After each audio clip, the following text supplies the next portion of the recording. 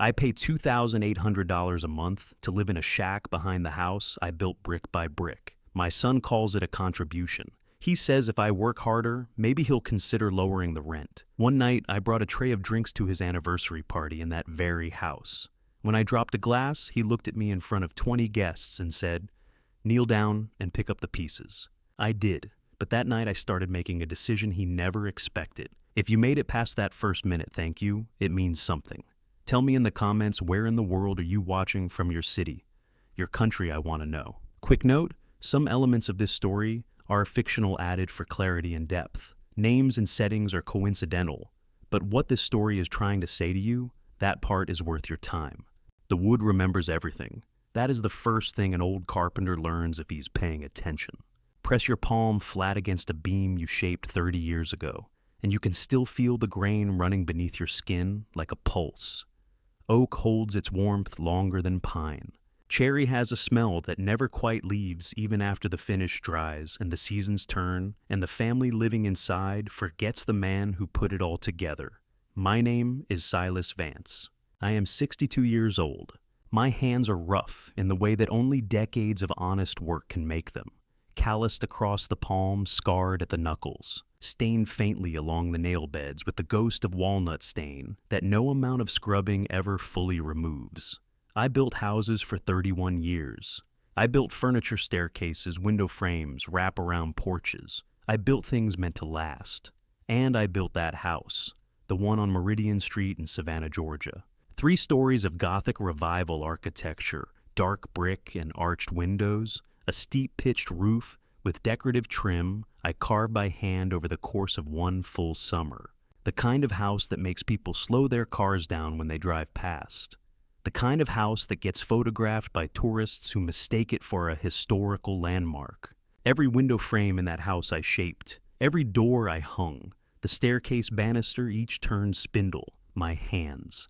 The wide plank heart pine floors in the front parlor, the built-in bookshelves in the study, the kitchen cabinetry with the hand-cut dovetail joints that my son never once noticed, and my wife noticed every single day.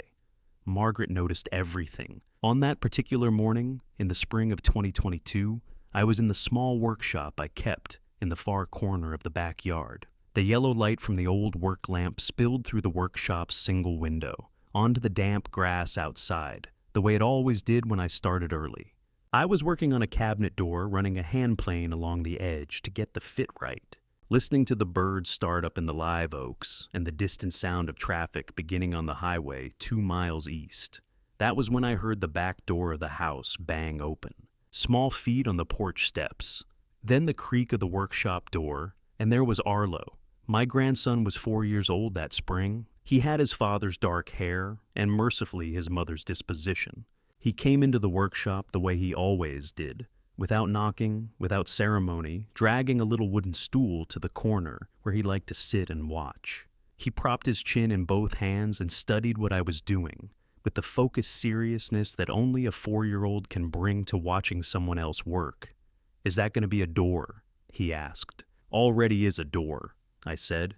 "Just convincing it to behave like one." He thought about that for a moment, then nodded as though it made perfect sense. That was Arlo. He accepted the logic of working men without needing it explained twice.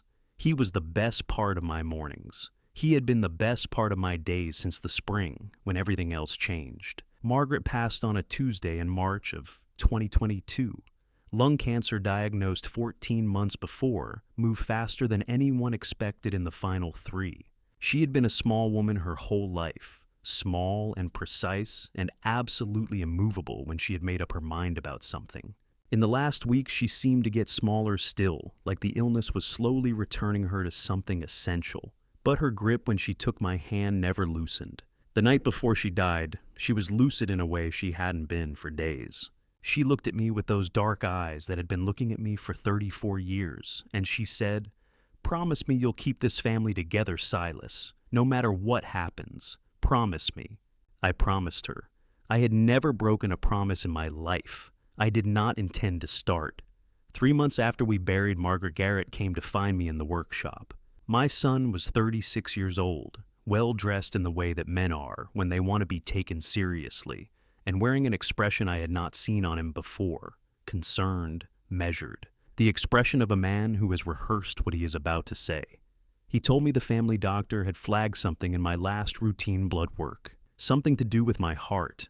Irregular readings, nothing certain yet, but enough that I should think about getting my affairs in order sooner rather than later. He said it gently. He said he was only thinking of my well-being. He said he wanted to make sure that if anything happened to me, the house would be protected, the family would be secure. And then he said the other thing. He said that if the property remained in my name without a clear plan in place, he might need to move Arlo to his mother-in-law's place in Atlanta, just temporarily, just until the legal situation was settled. He said it the way you say something you'd rather not say, with his eyes slightly away from mine, his voice carefully neutral. Just a practical concern, just a contingency. Atlanta was 4 hours from Savannah, 4 hours from this workshop and this backyard, and these mornings, with a small boy on a wooden stool, asking about door frames.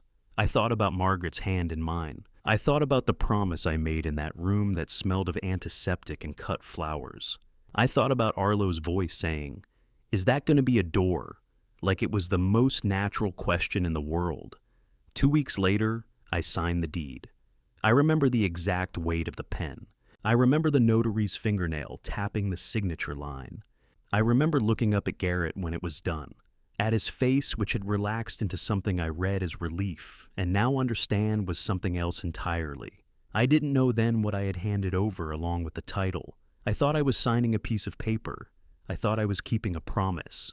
I didn't know I was signing over every last thing I had left to stand on. What I know now, and what took me far too long and far too much to learn, is that Garrett understood exactly what that signature meant from the moment he first suggested it. I walked out of that notary's office believing I had done right by my family. My son walked out knowing he had gotten everything he came for. And the house I built with these two hands no longer had my name on it. I built that storage shed in the summer of 1987. I remember the weekend I put it up. A 2-day project at the far end of the backyard. Nothing fancy, just a practical structure to keep my tools dry and organized. Corrugated tin roof. Treated lumber frame. A single small window on the south-facing wall so I could see what I was doing without running an extension cord for a lamp. I built it to hold saws and paint cans and the kind of organized clutter that accumulates when a man spends his life working with his hands. 35 years later, on a gray October afternoon, in 2022, I stood in front of that shed holding a brand new key. The key was shiny in the way that new keys always are. Machine cut no character to it yet. Garrett had handed it to me that morning, along with a folded piece of paper. Both items delivered with the brisk efficiency of a landlord who has done this before and would prefer not to make it awkward. He told me the shed had been cleaned out and set up. He mentioned almost as an afterthought that the arrangement was subject to review. If I kept up with the property work and didn't make things difficult, he said he might be able to revisit the numbers down the road. He told me I would find everything I needed in there. What I found was a single bed pushed against the east wall, a box fan on the floor, and the smell of a place that has been closed up for years. That particular combination of damp wood, old motor oil, and decades of accumulated dust that no amount of airing out fully removes. The window I had cut into the south wall, the one I was so practical about in 1987, let in a thin rectangle of fading light. The ceiling was low enough that I had to angle my head slightly when I walked under the crossbeam, 8 feet by 10 feet. That was the size of it. I set my bag down on the bed and stood there for a moment taking stock. It was Melody who brought the paperwork. My daughter-in-law was 35 years old, precise in her appearance and in her manner, the kind of woman who color codes her calendar and considers small talk an inefficient use of time. She appeared at the shed door within the hour, holding a single sheet of paper in a plastic sleeve, and explained that she had put together a summary of the household arrangement going forward. She called it a care contribution agreement. The number at the top was $2,800 per month, due on the first non-negotiable, not inclusive of meals or personal household supplies. She had itemized it $800 for lodging, $600 for utilities, $400 for shared internet and cable access, $500 for general property maintenance contribution, $500 for household services. I looked at the paper. Then I looked past Melody's shoulder at the house. The lights in the parlor were on, through the tall arched window, the one I had framed by hand, and the one whose proportions I had calculated on graph paper on a cold November night in 1993. I could see the back of the leather armchair I had built in 2005. Garrett was sitting in it. His feet were up. He was watching television. That chair had taken me 11 days to build. I had steamed the wood for the curved armrests myself, bent it slowly over a form I constructed just for that purpose, sanded it through 6 grits until the surface was smooth as river stone. Garrett had never once mentioned it. My pension came to $3,140 a month. After $2,800, I had $340, remaining to cover my blood pressure medication, which ran about $80 gas for the truck, roughly $60, and everything else. Food, clothing, any unexpected expense that life tends to generate without asking permission first. I signed Melody's paper. I signed it because Arlo's bedroom window was on the 2nd floor, directly above the shed, and most mornings I could hear him moving around up there before he came downstairs. I signed it because the alternative Garrett had made clear in the same conversation where he handed me the key was that if things became difficult, if I made things difficult, he would need to reconsider Arlo's living arrangements. His wife's family in Atlanta had more space, more stability. It would be better for the boy. So I signed.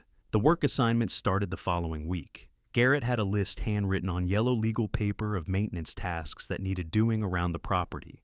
Gothic revival houses of that age require constant attention. Gutters weatherproofing the slow, inevitable battle against moisture that old brick fights year-round. I knew every inch of what needed doing, because I had been doing it for decades. Now, I did it on a schedule someone else set for a house that no longer carried my name. Caulking around the 2nd floor windows, repainting the iron fence along the front, clearing the downspout that backed up every time it rained, replacing 3 sections of the porch railing that had finally given out after 30 years of Savannah humidity. I did not complain. I told myself I was being useful.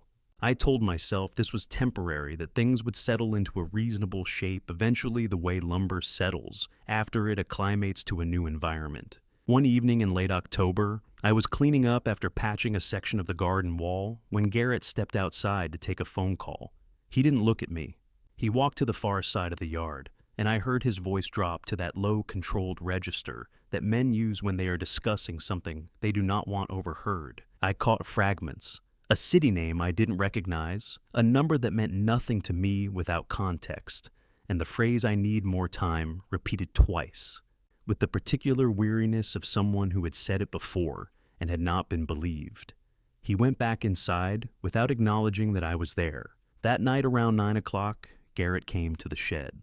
He knocked once, opened the door without waiting, and told me in a pleasant and entirely neutral voice that if my contribution payment was even 1 day late in any given month, he would need to revisit whether this living arrangement was working for everyone involved. He left before I could respond. The door swung shut behind him. I sat on the edge of the bed in the dark and thought about Margaret's hand in mine and the promise I had made her. Then I looked up at the shed's small window. Through it at an angle I could just make out the warm yellow light coming from Arlo's room on the 2nd floor. I stayed, the way I would keep staying month after month, long after I should have understood what staying was costing me. My daughter has her mother's eyes, not just the color, dark brown, almost black in certain light, but the quality of them, the way they take in a room without appearing to move. Margaret used to do the same thing, that particular stillness of a woman who is watching and understanding far more than anyone around her suspects.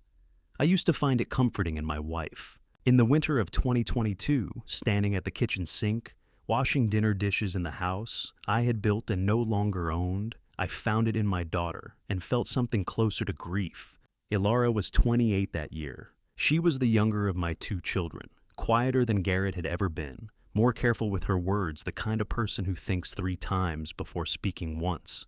She had married Daniel 3 years earlier. He was a good man, an accountant, steady and decent, in the way that steady, decent men sometimes go unnoticed in a room.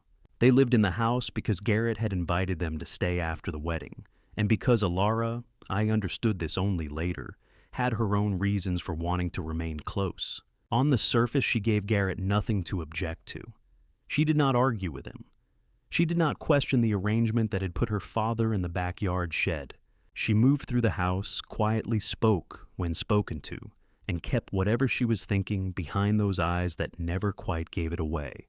But I watched her the way old men watch the things they cannot fix. I noticed that she always carried her phone face down, not the casual habit of someone who has lost interest in the screen, but the deliberate positioning of someone who does not want a particular angle of view. When Garrett walked through a room, her hand would move to the phone before she had consciously registered his presence, turning it over in one smooth, practiced motion. I noticed this for weeks before I understood it was a pattern. I noticed, too, the way she stood when Garrett spoke sharply to me. She would position herself at the edge of whatever room it happened in, the doorway to the kitchen, the far end of the hall, and her expression would not change. But something behind her eyes would pull tight like a wire being wound one turn further than was comfortable. She never intervened. She never said a word, but she was always there, and she was always watching. One afternoon in December, Garrett left to meet someone across town. The sound of his car pulling out of the driveway had barely faded when Alara appeared in the kitchen. She moved to the counter beside me, picked up a dish towel, and began drying the glasses I had set in the rack. For a minute, neither of us spoke. The kitchen was quiet in the way that houses get quiet when the person who controls the atmosphere has left it. Then she said quietly, and without looking up from the glass in her hands, "Dad, don't do anything. It's not time yet." I turned to look at her.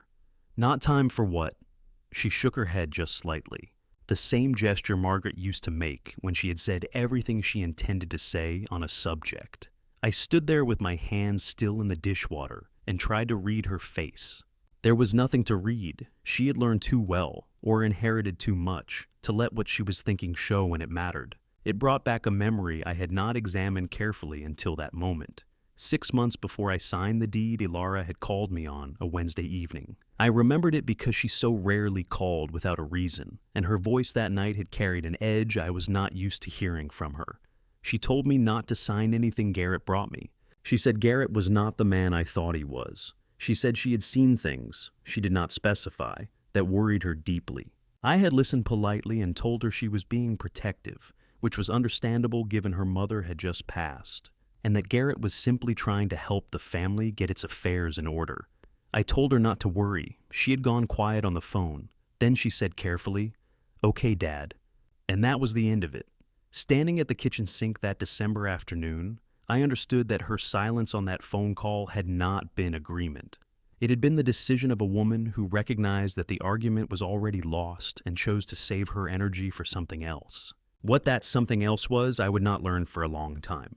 Later on, a night when Garrett was in a worse mood than usual and had said something to me in front of Daniel that no son should say to his father, I found Alara in the hallway afterward. I asked her why Daniel never said anything, why she never said anything, why no one in that house ever pushed back.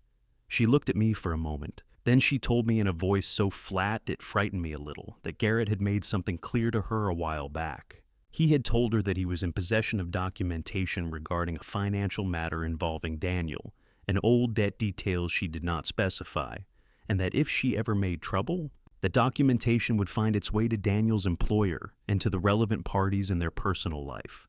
She said Garrett had been very calm when he explained this, very pleasant even. I started to say something about lawyers, about calling his bluff, about the fact that this sounded like the kind of thing that was itself illegal. She cut me off gently. I know, she said. I've already talked to Uncle Sterling. Sterling was my younger brother, 63 years old, an attorney out of Atlanta, the kind of man who had been methodical and precise since childhood, and had only become more so with age. I had not spoken to him in months. I had not thought to call him. Alara said Sterling had told her the same thing she already knew, that what she had was not enough, that Garrett would hire lawyers and bury any family complaint in paperwork and delays. That to make something stick, she needed evidence of actual criminal conduct, not a family dispute, not hurt feelings, not the word of a daughter against her brother. Hard evidence. The kind that prosecutors find interesting. She said this without bitterness, the way you state a problem you have already accepted and are working around. The sound of Garrett's car came up the driveway. Her hand found mine for 1 second, a brief, deliberate pressure. And then she stepped back and picked up the dish towel again, and was simply drying glasses when the back door opened. I did not understand what she meant by not yet, but I understood standing there with dishwater cooling around my wrists that my daughter was not waiting because she had run out of options. She was waiting because she was building something. Melody never called me dad, not once in the 6 years she had been married to my son. Not father, not even the stilted formality of Mr. Vance that some daughters-in-law fall back on when they want to signal distance without being rude. She called me Silas, every time without variation in the same tone she used when she was talking to a shoe tractor or a service representative on the phone. Efficient, transactional, a name, not a relationship. By the first week of January 2023, I had been living in the shed for 3 months. The arrangement had settled into its shape the way bad arrangements do, not through acceptance exactly, but through the accumulation of days until the abnormal begins to feel structural. I knew which board in the shed floor creaked. I knew that the box fan needed to be angled precisely northeast, or it just pushed hot air in a circle. I knew that if I was quiet enough in the early mornings, I could hear Arlo moving around in his room above the house before anyone else was awake. On a Tuesday morning in January, Melody called me into the front parlor. She was sitting in the leather armchair, not the one I had built, but the wingback she had brought into the house after the wedding. Upholstered in a deep burgundy fabric she had selected from a catalog. She had her tablet in her lap and her reading glasses on, and she looked up at me over the frames with the expression of someone who is about to conduct a review. She told me that now that the initial period was behind us, she wanted to go through the contribution agreement in detail. She turned the tablet toward me. On the screen was a document she had formatted with a header that read, Vance Residence Household Agreement, complete with a small decorative border. I noted she had not used the word family anywhere in the title.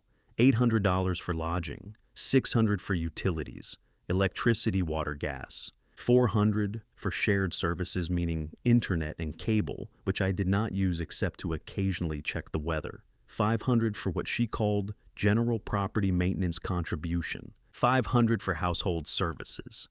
I looked at that last line for a moment. Household services. I had spent the previous week on my hands and knees re-caulking the grout lines in the downstairs bathroom. The week before that, I had replaced a section of the copper guttering along the east face of the house, which required 3 trips up a ladder in 38-degree weather. I asked her what household services meant exactly. She told me it covered the overhead costs of running a shared residence. She said it with the particular confidence of someone who has prepared for the question and found the preparation sufficient. I did the arithmetic in my head the way I always have. $3,140 coming in each month from the pension, $2,800 going back out, $340 remaining. My blood pressure medication was $80 a number, I knew without checking, because I had been managing the prescription for 4 years. Gas for the truck ran $60 give or take, depending on how much driving the week required. That left $200 for everything else. Food I bought and kept in a small cooler in the shed. Any clothing I needed, any tool that wore out. Any expense that did not ask permission before arriving. $200. I did not say any of this out loud. I picked up the pen she had placed on the side table and signed where she indicated. As I was setting the pen down, she mentioned in the same even voice that personal hygiene items were not included in the household services line. Soap, shampoo, toothpaste. Those were individual expenses. She said it the way you say something self-evident, as though she was doing me a courtesy by clarifying it before there was any confusion. I thought about the oak base cabinet in the kitchen, the one I had spent 3 weeks building in the fall of 2009, mortise and tenon joints at every corner. I had cut each one by hand because I did not trust the router for work that precise. The finish was a Danish oil I had applied in 5 coats over 2 weeks, rubbing each coat out with steel wool before the next went on. It had a drawer that still opened and closed, with the smooth resistance of good craftsmanship, the kind that does not loosen with age but settles into itself. Melody set her coffee cup on it without a coaster. I looked at the window. While she was reviewing something on her tablet, her expression shifted. It was brief, a slight compression of the brow, a tightening around the eyes, before she closed the application and set the tablet face down on the arm of the chair. She did it in one practice motion, the screen angled away before she looked up. I had seen Alara do something similar with her phone. In melody, the gesture carried a different weight. From the hallway, I heard Garrett's voice drop suddenly. He had taken a call a few minutes earlier and stepped toward the back of the house. Now the words were too low to follow, but the cadence was familiar, the clipped, compressed rhythm of a man managing something he cannot fully control. I heard the name of a city, Atlanta, and then a number I did not catch, and then the phrase, "I told you, I need more time," spoken with the flat insistence of someone repeating themselves to an audience that has stopped finding the explanation satisfying. The back door opened and closed. He had gone outside to finish the conversation. Melody did not react. She picked up her coffee and looked at something on the far wall with the careful neutrality of a woman who has learned not to appear interested in her husband's phone calls. That evening, she slid a utility bill under the shed door, $340. The name on the account was Garrett T. Vance. My son's name on a bill for a house I had built, paid with money I had earned for electricity that ran through wiring. I had rooted myself in 1997. I sat on the edge of the bed with the bill in my hands and looked at his name where mine should have been. When I tried to recall Melody's expression, when I had signed the agreement that morning, what I remembered was not satisfaction exactly. It was the particular composure of someone who has completed a step in a longer process. A transaction finished a box, checked a piece, moved into position. I did not know what position. I did not know what process. But I had spent 30 years working with materials that do not lie, and I had learned to recognize when something is being built, even when I cannot yet see the shape of what it will become. There is a kind of silence that only men who have lost but not yet quit understand. It is not the silence of peace, and it is not the silence of defeat. It sits somewhere between the two, in the place where a man keeps going through the motions of a day, because stopping would require him to look directly at something he is not yet ready to see. I had been living inside that silence for 6 months by the time the spring of 2023 came around, and I had gotten good at it the way you get good at anything you practice long enough without meaning to. The workshop in the corner of the backyard had become mine again, in a way the shed never would be. Garrett had no use for it. He had never shown any interest in working with his hands, had found the smell of sawdust vaguely irritating since adolescence, and so it remained the one space in that yard where I could move without feeling like a tenant being watched by a landlord. I kept it clean. I kept my tools in the same order they had always been in. I kept myself busy there in the late afternoons, when the light came through the single window at the angle that was best for close work. That spring, I was building a bird cage. It had started as a simple project, something to occupy the hours, something to give my hands a purpose that was mine and not Garrett's. But it had become more than that over the first week of working on it. I was using cherry wood, the same stock I had kept back from a larger project years earlier, a board so fine-grained and consistent that I had never found the right use for it until now. I was taking my time with it. Each vertical bar required individual attention, measured and shaped and sanded to a smoothness that had no practical necessity. No one judges the finish on a birdcage bar, but that I attended to anyway because that was how I had always worked. Every cut I thought about Arlo. He came in through the workshop door at his usual hour the way he had done almost every afternoon since he was old enough to cross the yard without supervision. He had his own stool in the corner, a low three-legged thing I had knocked together from scrap pine the previous fall, sized exactly right for a 5-year-old who needed to sit at a height where he could watch without being underfoot. He climbed onto it with the practiced ease of someone settling into a familiar chair and propped his chin in his hands. "What kind of wood is that?" he asked. "Cherry," I said. He considered this. Like the fruit. Same name, different thing. He leaned forward slightly and sniffed with the solemn concentration of someone conducting an official inspection. "It smells good. Cherry always does." He watched me work for a few minutes in the comfortable silence that existed between us, the kind that does not need to be filled. Then, "Can I try?" I handed him a piece of scrap and a square of fine sandpaper and showed him the direction of the grain.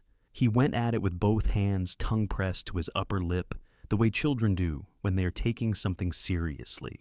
The late afternoon light came through the knotted window glass and lay in pale rectangles across the floor, shifting slowly as the sun moved.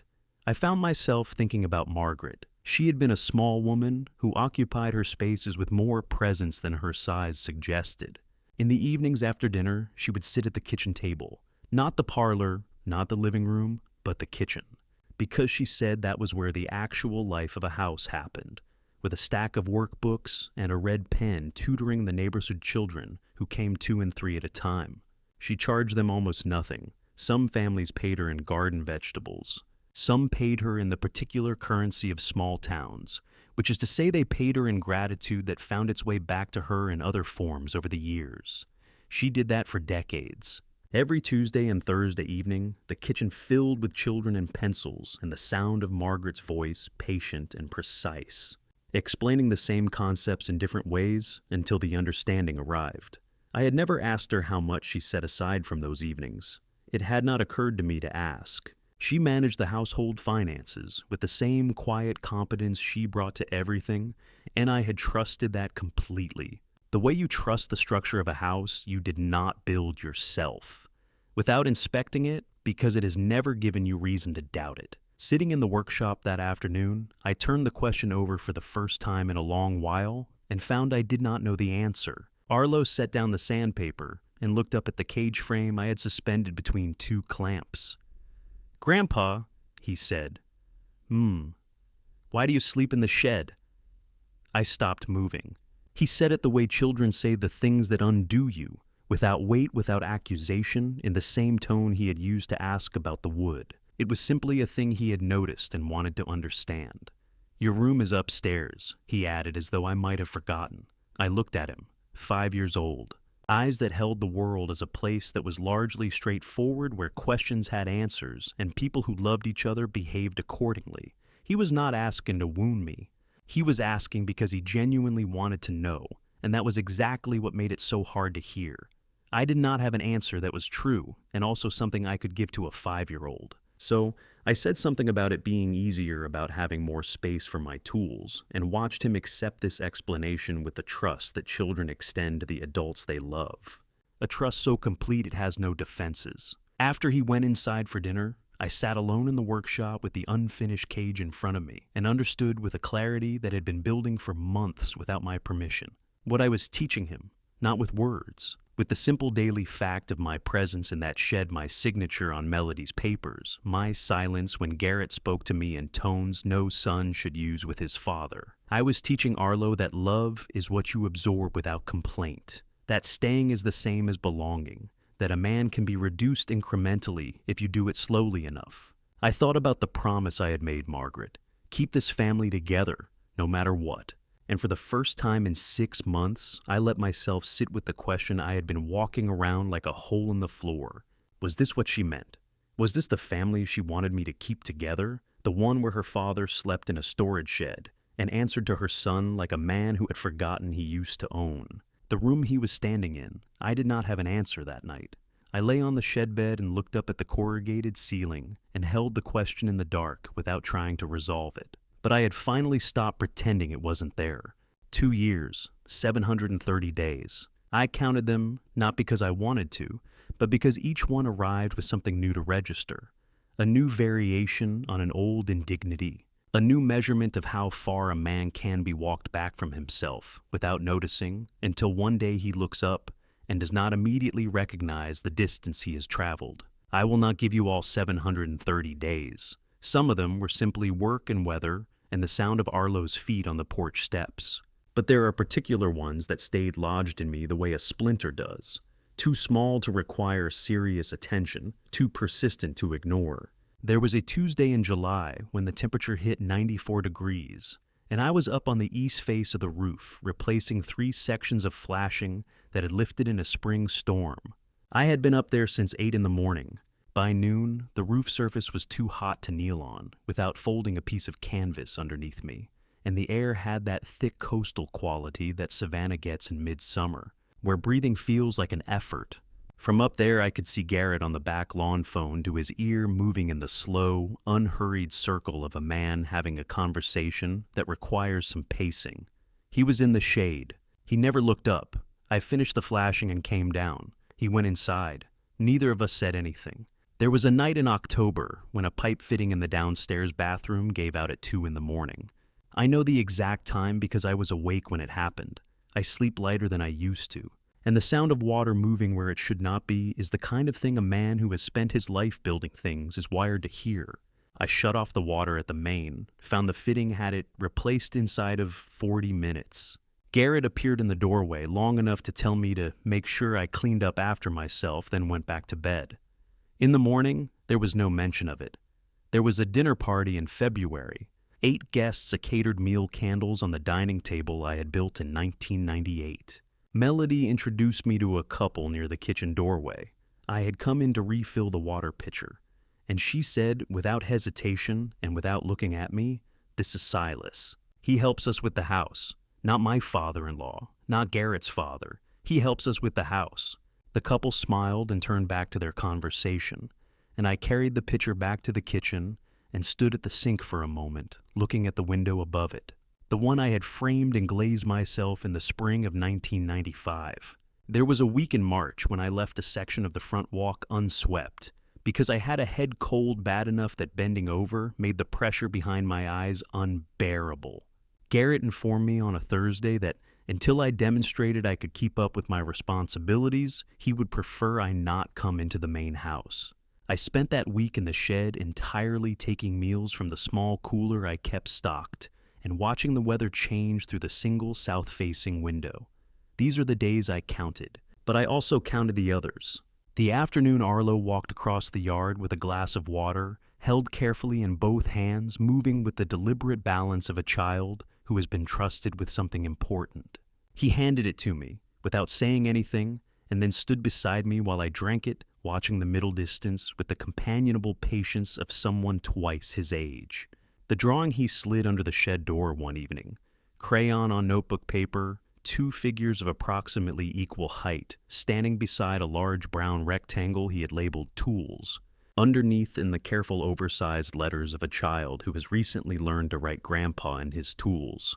I kept it folded in the inner pocket of my work jacket. The afternoon he fell asleep against my shoulder in the workshop, his weight shifting gradually until his head dropped and his breathing slowed, and he simply stayed there, trusting without deciding to trust the way children do with the people they are certain of. These are the days I also counted. They are the reason I stayed as long as I did. Through all of it, the background noise of Garrett's phone calls continued and gradually changed in character. In the early months, they had been frequent but brief. By the following spring, they were longer, lower, and carried a specific quality I had come to recognize: the sound of a man managing something that was not staying managed. I heard city names more than once Atlanta repeated with a weight that suggested it was not a place he was looking forward to visiting. Miami once in a tone I associated with money. I heard numbers spoken in the shorthand of someone who does not want to be understood by anyone nearby. Melody, meanwhile, had begun spending more time in the locked study. The door had always been lockable. I had installed that hardware myself, a good solid mortise lock, in 2004, but it had rarely been used that way. Now it was closed most evenings. I would sometimes pass the hallway and hear the faint sound of her working at the computer inside, and the silence that fell whenever footsteps approached the door. Then came a night in late April 2024. I was in the workshop after supper, finishing a small repair on a drawer I had pulled from the kitchen to recut a dovetail that had finally worked loose. The kitchen window above the sink was open, and sound carried well in the yard at that hour. I heard Garrett come out the back door and move to the far corner of the patio. His usual position for calls he did not want overheard inside the house. His voice, when it came, was different from any version I had heard before. Not the clipped tension of a man buying time, not the forced pleasantness of someone managing appearances. This was quieter, and it had a quality I had not associated with my son in a very long time. He said, "I don't have it anymore. It's gone. All of it." And then, after a pause that stretched long enough that I thought the call had ended, "I know. I know that. He came back inside. The kitchen light went off. The house went quiet. I sat in the workshop with the drawer in my hands and turned what I had heard over in my mind, without arriving at any clear understanding of it. I did not know what it referred to. I did not know who he had been speaking to or what it meant for whatever arrangement was sustaining that house and the life being lived in it. But I had spent 30 years working with wood, and I knew the particular sound a structure makes when something load-bearing inside it has finally given way. Something in that house was failing from the inside out, and whatever it was, it had been going for a long time before I heard the crack. The house looked the way I always imagined it could look, given the right occasion, and someone willing to spend money on it. Garrett and Melody had hired people to handle the preparations. A florist, a catering company out of Savannah's historic district. Someone whose sole job appeared to be arranging candles on every flat surface in the front rooms. By the time guests began arriving at 7 o'clock on that Saturday evening in October, the parlor and the dining room had been transformed into something that could have appeared in a magazine. Arrangements of white and deep burgundy flowers on the mantelpiece I had carved from a single piece of Georgia marble in 2001. Candlelight, picking up the grain of the heart pine floors. The staircase banister, each spindle turned by my own hands over a winter I still remembered clearly, polished to a warmth it had not shown in years. It was the most beautiful the house had looked since Margaret was alive. I wore a white catering apron Melody had left folded on the shed steps that morning, along with a handwritten note that listed my responsibilities for the evening drink service during the reception hour, passing appetizers, clearing plates between courses, keeping the kitchen staging area organized for the catering staff. She had written it in the same neat hand she used for the contribution agreement. The guests arrived in the way that Savannah's comfortable class tends to arrive at private homes, unhurried, well-dressed, carrying the low-grade confidence of people for whom evenings like this are a regular feature of life. 20 people roughly. Attorneys, a couple of physicians, the kind of neighbors who winter somewhere warmer. They moved through the rooms I had built and admired them the way visitors admire things they assume have always belonged to someone else. Garrett worked the room with the ease of a man in his natural element. He had a way of standing in a space that communicated ownership without requiring him to say anything about it. A slight expansion of the shoulders, a particular ease in the way he moved from group to group, accepting compliments on the house as though they were simply his due.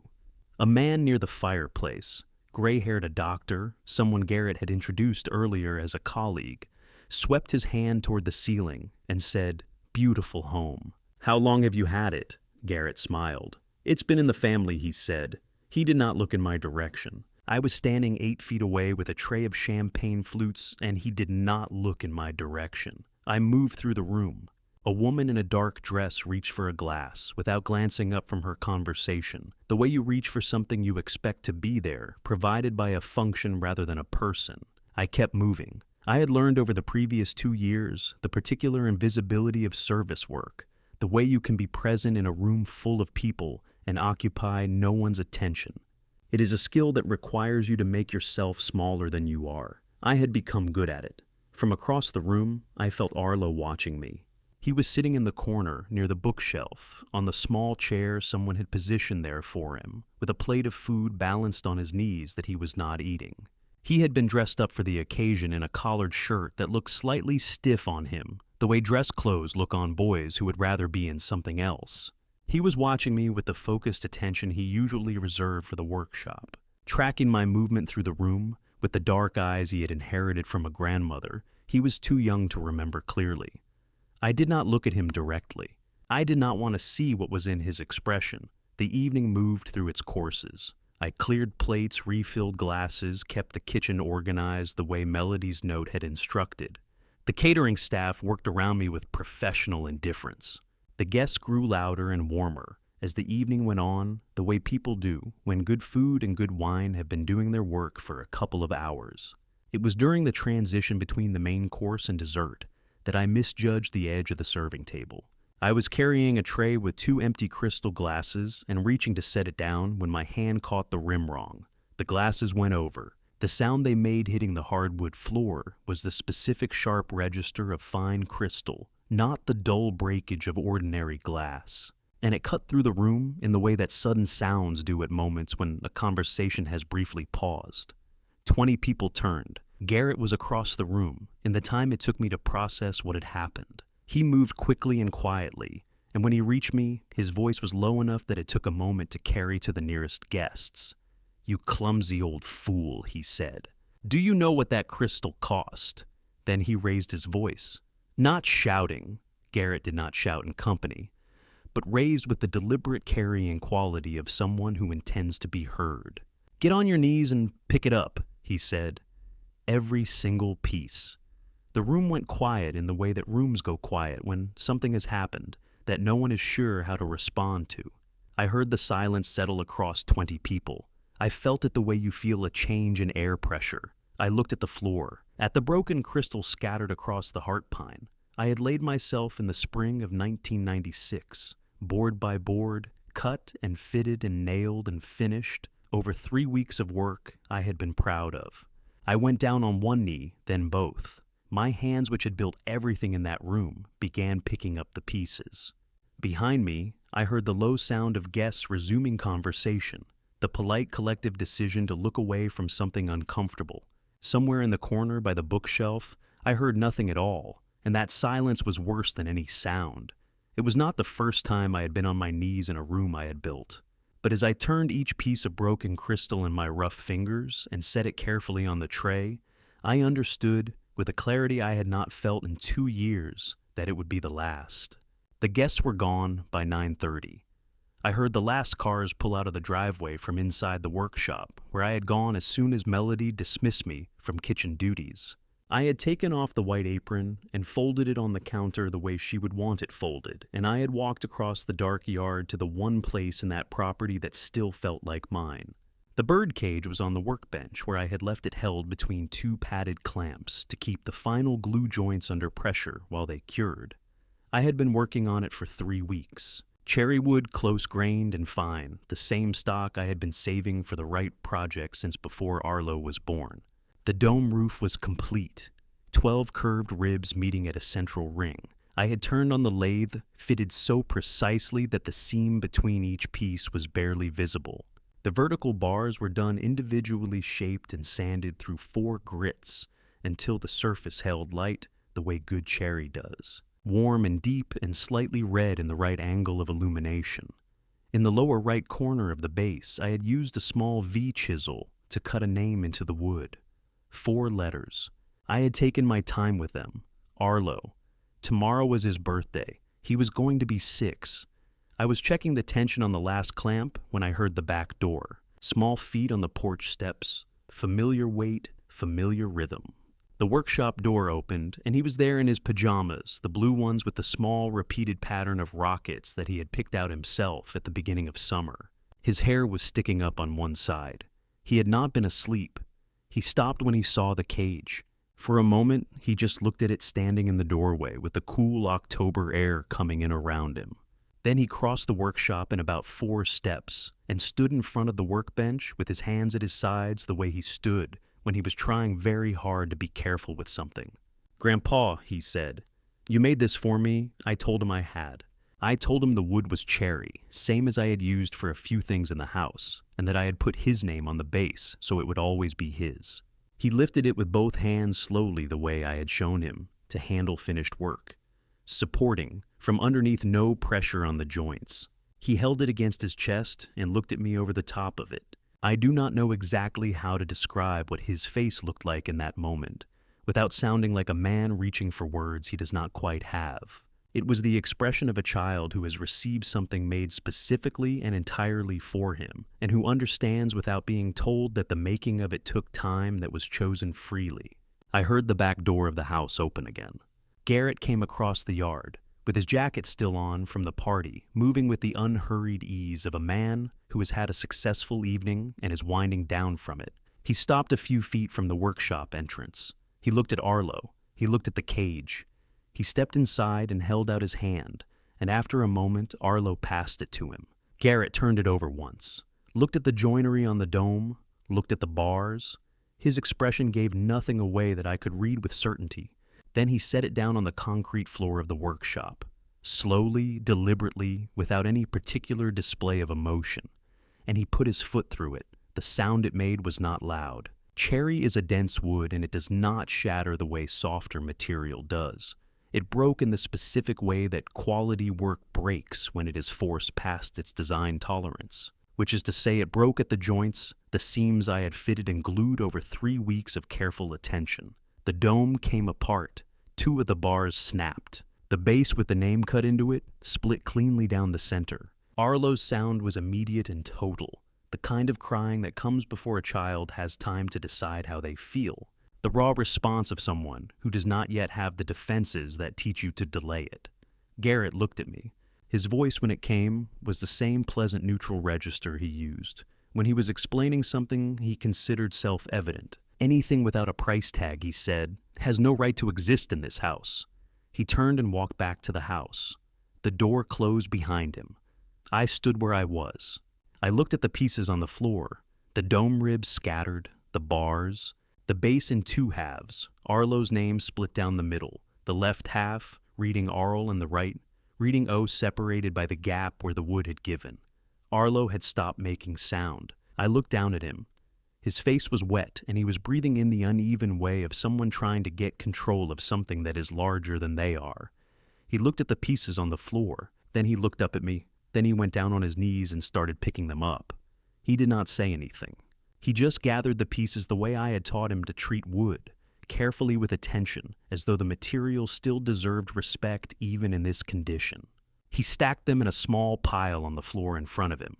I went down beside him, my knees on the cold concrete, my hands which had made this thing over 21 days of evenings, picking up what remained of it piece by piece. We did not speak. There was nothing to say that the silence was not already saying. At some point I became aware that the kitchen door was not fully closed. There was a figure standing just inside it, still not moving. I registered it the way you register something at the edge of your attention when your focus is elsewhere. I did not look directly. I did not have the capacity in that moment to process anything beyond what was in front of me. Later, I would understand what I had seen. Later, I would know what was held in that stillness. But that night, I only knew that 2 things had been decided in that yard in the dark, while Arlo and I knelt together over the wreckage of something I had made with my hands. I knew what mine was.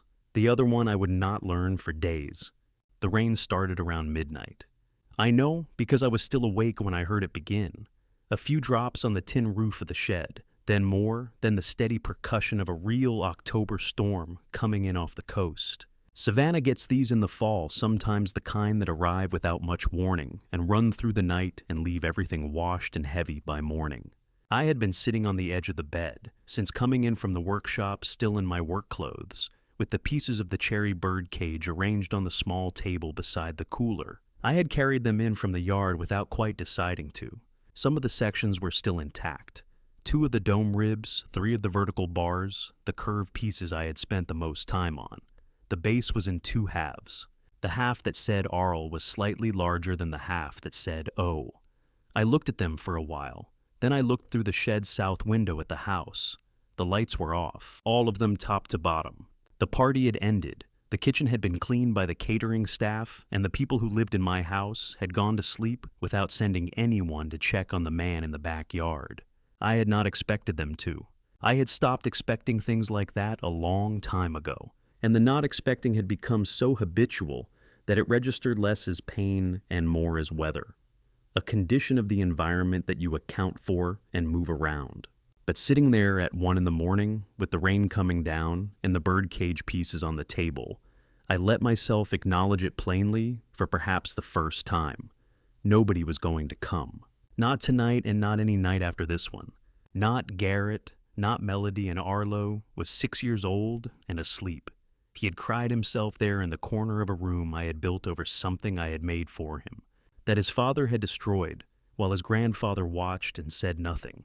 I looked at my hands. Carpenters develop a specific relationship with their hands over time, not vanity exactly, but a kind of professional awareness of them as tools.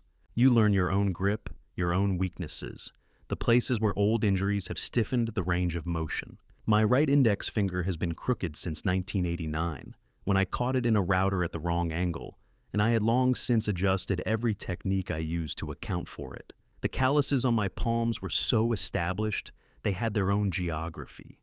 I had hands that had framed walls and fitted joints and turned spindles and finished surfaces for 31 years.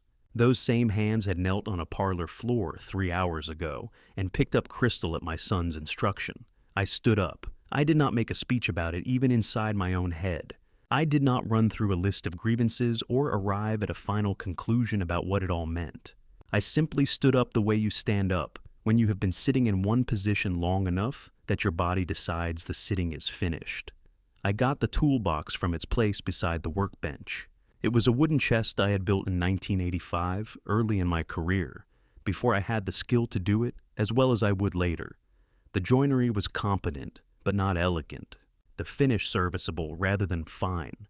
I had kept it for 40 years because it was the first real thing I had made, and because objects you have carried for 40 years become part of you, whether they deserve to or not. I carried it to the door. I took the duffel bag from under the bed. It held 2 changes of work clothes, my medication a razor. The folded drawing Arlo had slid under my door, the crayon one Grandpa and his tools, and not much else. Because I had not accumulated much in 2 years of living in a shed. I picked up the 2 halves of the birdcage base and put them in the bag. I don't know exactly why. They were not useful. They were not even properly salvageable. But they were the last thing I had made with full attention and genuine care, and I was not ready to leave them on a table in a building I was not planning to return to. I opened the shed door. The rain was coming steadily by then, the kind that doesn't vary much in intensity, but doesn't stop either. I carried the toolbox and the bag across the yard, to the truck, loaded them in the bed, and went back for one last look at the shed. 8 feet by 10 feet. Corrugated tin roof. 1 window south-facing practical. I had built it to hold tools. It had held me instead for 2 years and 20-some days. I closed the door. The truck took 3 tries to start. It always did in cold, wet weather. The ignition had a particular reluctance that I had come to treat as a personality trait, rather than a mechanical problem. I sat in the cab with the rain on the windshield and let it run through its hesitation. On the 3rd turn, it caught and the engine settled into the idle it had held for 30-some years of dependable if unspectacular service. I did not look back as I pulled out. The streets of Savannah at 1 in the morning in the rain are close to empty, and I drove them without seeing much, navigating by the familiarity of routes I had traveled for decades. The workshop I was heading to was a building I had worked out of for most of the 90s before I went independent. The owner had closed the operation in 2008, and the building had changed hands twice since then, without finding a permanent purpose. I knew it still had power to the main panel, because I had helped the current owner sort out an electrical issue 2 summers ago. The roof had been reshingled in 2019. It was dry inside and out of the way, and it was the only place I could think of that I had any honest claim to, however informal. I parked and carried the toolbox inside. Set it on the long workbench against the south wall, the same bench where I had once spent entire winters on finish work, where I knew every irregularity in the surface from years of contact with it. I opened the box to find the flashlight I kept in the tray, and that was when I saw it. The lower compartment of the toolbox had a false bottom, which I had built into the original design in 1985 and mostly forgotten about over the years. It was not hidden in any sophisticated sense, just a panel fitted flush with the interior floor of the box, with a small finger notch at one end. I had not opened it in longer than I could accurately remember. On top of it was an envelope, old paper the cream color that white envelopes go when they have been in a dark place for years. My name on the front in a handwriting I would have recognized in any context, under any circumstances, at any hour of any night. Margaret's hand, leaning slightly right as it always had. Below my name in smaller letters, only open it when you truly need to. Silas. I put my hand flat on the envelope and held it there. The rain came down on the workshop roof, steady and unhurried the way rain does when it has all night and nowhere else to be. I had needed a great many things over the course of my 62 years. I had needed tools and lumber and time and patience, and on more than one occasion, better judgment than I was able to provide myself. But sitting in that dark workshop, with my hand on my dead wife's handwriting, and the rain on the roof, and everything I owned in a duffel bag on the floor beside me, I understood that I had never needed anything the way I needed whatever was in that envelope. I did not open it yet. I was not sure I was ready. And Margaret, who had known me better than anyone, living or dead, had not said open it immediately. She had said open it when you truly need to. I wanted to be sure I was doing it right. I sat with the envelope in my hands for a long time before I opened it. 2 hours approximately, though I was not tracking time with any precision. The rain had settled into the steady pattern it takes on when a storm has found its rhythm and intends to keep it. I had found a wooden stool and pulled it to the workbench, and I sat there in the narrow beam of the flashlight with the envelope on the bench in front of me and did not rush anything. The paper had aged the way good paper ages when it is kept dry and undisturbed, not brittle, not discolored, past the warm ivory that white paper becomes over years in the dark. The red wax seal was intact, a simple circle pressed with what appeared to be a thumb rather than a stamp. Margaret had never owned a signet ring. She had sealed it the way she did most things, practically without ceremony, but with enough care to make it hold, her handwriting on the front. I have tried to explain to people who never knew her what Margaret's handwriting looked like, and I have never quite managed it. It was not particularly beautiful in the formal sense. She had not been taught calligraphy or anything like it. It was simply hers, with a slight rightward lean that had been consistent from the first letter she ever wrote me in 1981 to the last grocery list she left on the kitchen counter the week before she went into the hospital. Unmistakable, irreducible to any other hand. For Silas. Only when you truly need it. I broke the wax seal and opened the envelope. Inside were 2 things. A letter, several pages folded together, written front and back in the same hand as the envelope. And beneath the letter, a sealed document from an insurance company, a policy summary, with her name as the insured and my name, Silas James Vance, as sole primary beneficiary. I read the letter first. She had written it in the fall of 2021, she said, 6 months before the diagnosis became official, though she had known something was wrong for longer than that. She had been composing it in her head for years before she wrote it down. She said waiting until she was sure of what she wanted to say and how she wanted to say it. She told me about the insurance policy. 25 years of monthly payments drawn from the money she made, tutoring the neighborhood children on Tuesday and Thursday evenings. She had opened the policy in 1997 when Garrett was 11 years old, and she had already begun to see, she wrote, certain qualities in our son that worried her in ways she could not yet name precisely.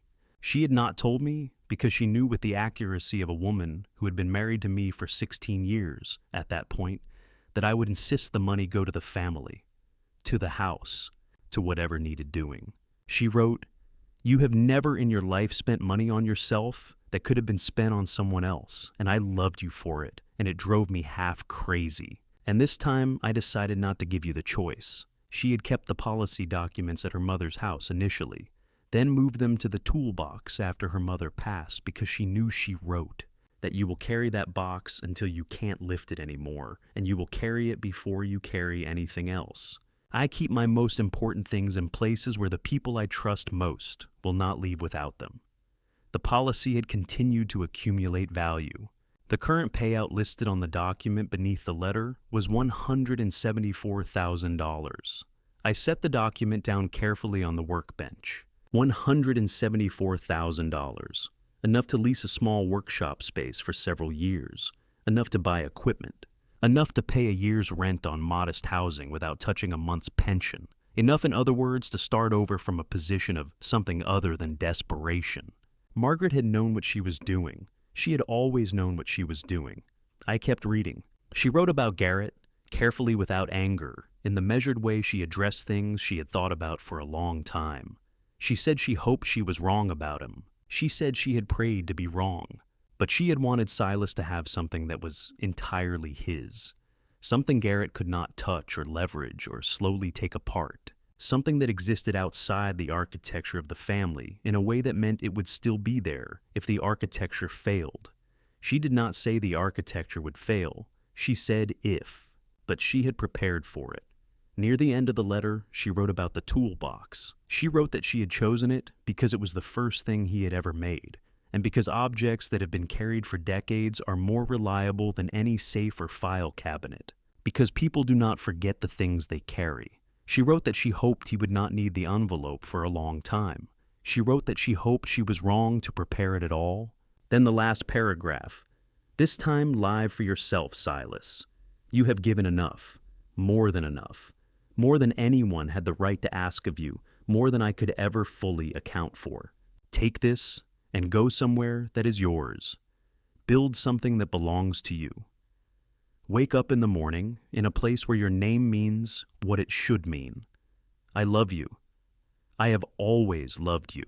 And wherever I am entirely unsurprised that you waited until 3 a.m. in an empty workshop in the rain to finally open this. I folded the letter along its original creases.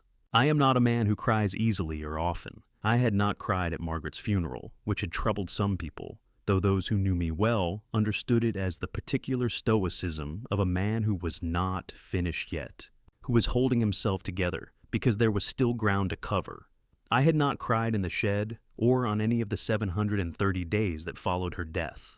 I cried in that workshop alone at 3:30 in the morning, with the rain on the roof and a flashlight on a workbench and a letter from my dead wife in my hands. Not for long, not loudly, just the way a structure finally releases the tension it has been holding when the load is removed, completely and without reservation, and with a relief so profound it was almost indistinguishable from grief.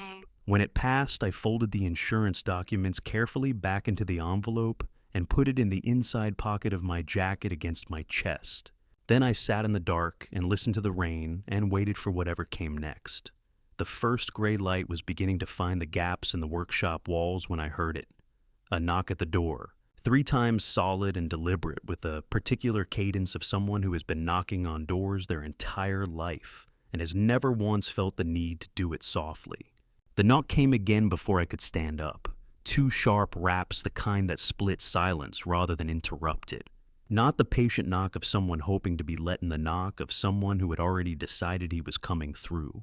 I had been sitting on the floor of the mill for, I don't know how long, Margaret's letter still open across my knee. The insurance file fanned beside me like a hand of cards I didn't yet know how to play. The lantern had burned low. Outside, the rain had eased to a drizzle, and the first pale light, the kind that doesn't so much arrive as it seeps in, was beginning to push through the high windows above the old saws. I got to my feet. My knees didn't thank me for it. Coming? I said, though the word came out quieter than I intended. I opened the mill door, and there he stood. My brother Sterling Vance has never knocked gently in 65 years of living, and that morning was no different. He was my younger brother by 3 years, the man my grandson had always called Uncle Sterling, the way Southern children attach titles to the people in their lives who feel permanent. He filled the doorframe the way he always had, 6'2", silver hair, combed back flat, the way our mother used to insist on, dressed in a charcoal vest over a pressed white shirt, despite the early hour and the long drive. In his left hand was a leather briefcase, the old kind with brass clasps. In his right, a paper cup of gas station coffee. He looked at me the way a doctor looks at a patient he already knows the diagnosis of, but hasn't said out loud yet. "You look terrible," he said. "You drove 4 hours to tell me that." "I drove 4 hours," Sterling said, stepping past me into the mill without waiting to be asked, "because Alara called me last night, and she sent me everything." He set the briefcase on the workbench and took off his jacket, folding it over the back of the old mill chair, the way he'd fold a suit jacket in a courthouse precise habitual. He looked around the space, the scarred timber floor, the rusted saws, the toolbox on the table, Margaret's papers still spread beside it. He didn't say anything about it. Sterling never comments on things he hasn't prepared a full opinion on. "Sit down, Silas." I sat on the stool near the bench. He pulled out his phone first. She sent 2 videos. The first one I recognized. The anniversary party, the candles, the good crystal, the guests with their backs to me. You could see me in the frame without knowing you were looking for me. The old man in the white apron carrying the tray along the far edge of the room, trying to take up as little space as possible. Then the tray going down wrong, the sound of the crystal sharp and clean in the quiet room. Garrett crossing the floor, voice low first, then rising. Get on your knees and pick it up, every single piece. I watched myself go down to the floor, watched my hands, the same hands that laid the foundation of that house and fitted every oak stair tread, working across the parquet collecting broken glass while 20 people found somewhere else to look. I've seen it, I said. I know, but watch it again.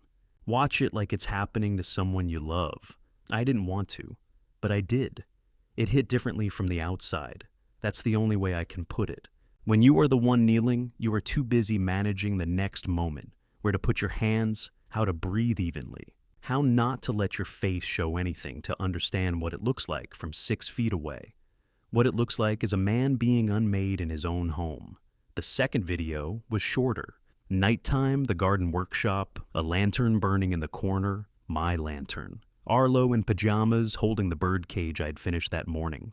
3 weeks of work in red heartwood, the dome jointed without a single nail, his name carved along the base. Then Garrett's hands, the crack, the wood under his shoe. Anything without a price tag has no right to exist in this house. And Arlo afterward kneeling beside me to pick up the pieces. Sterling turned his phone face down on the bench. He was quiet for a moment. She filmed that herself, he said, standing behind the kitchen door. She's been collecting for 6 months. He paused. She called me the night the bird cage happened. I told her we needed more. She's been getting more. He opened the briefcase then. I had expected legal pads, maybe a court summons, something that matched the hour and the drive. What he set down was a folder thick with tab documents, and beneath it, a secondary file held with a rubber band. There are things you need to know, Silas, about Garrett, about the money, about Margaret. I looked at him. About Margaret. Sterling pulled the secondary file loose, but didn't open it yet. He pressed one finger against the top tab of the main folder. Instead, a habit from 30 years of standing before judges. Before we get to that, sit with me on something. He slid the main folder toward me and opened it to a page near the middle. A legal document, the kind with small, dense type and signature blocks at the bottom. He pointed to a clause near the top of the second page. Silas, he said.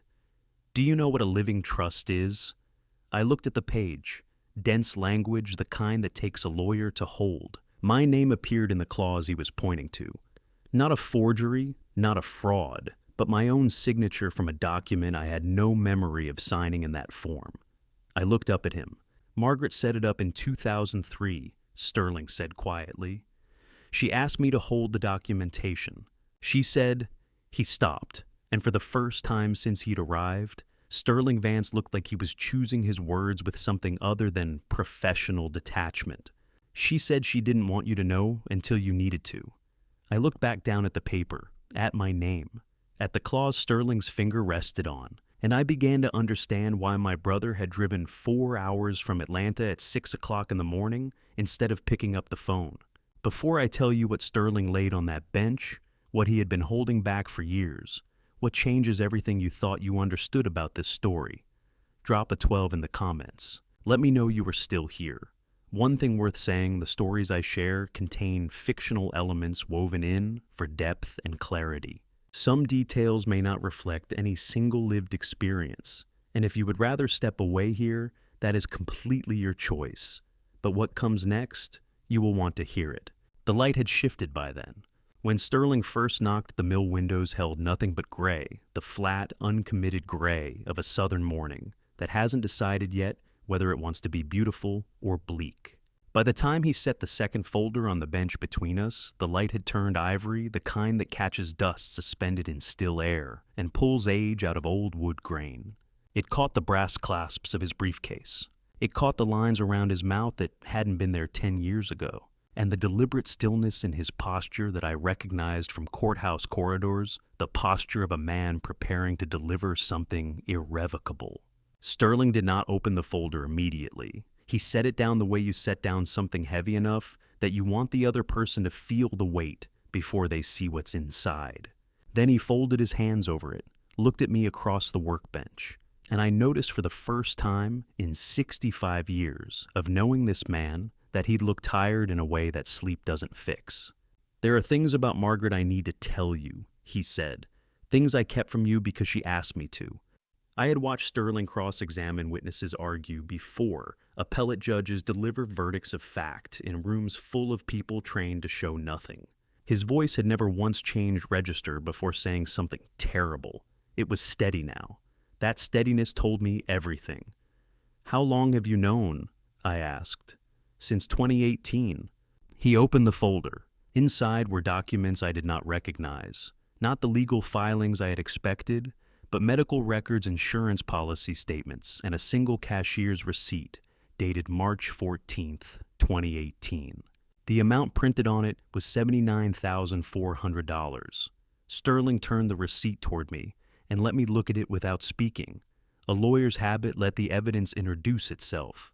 "Garrett was 23 when it started," he said after a moment. "The gambling, sports betting, first then card tables in Atlanta, then the wrong men, entirely the kind who don't send notices in the mail. By the fall of 2017, he owed $80,000, and the people he owed it to were not patient. I kept looking at the receipt. Margaret found out before you did. Garrett came to her, not to you, to her.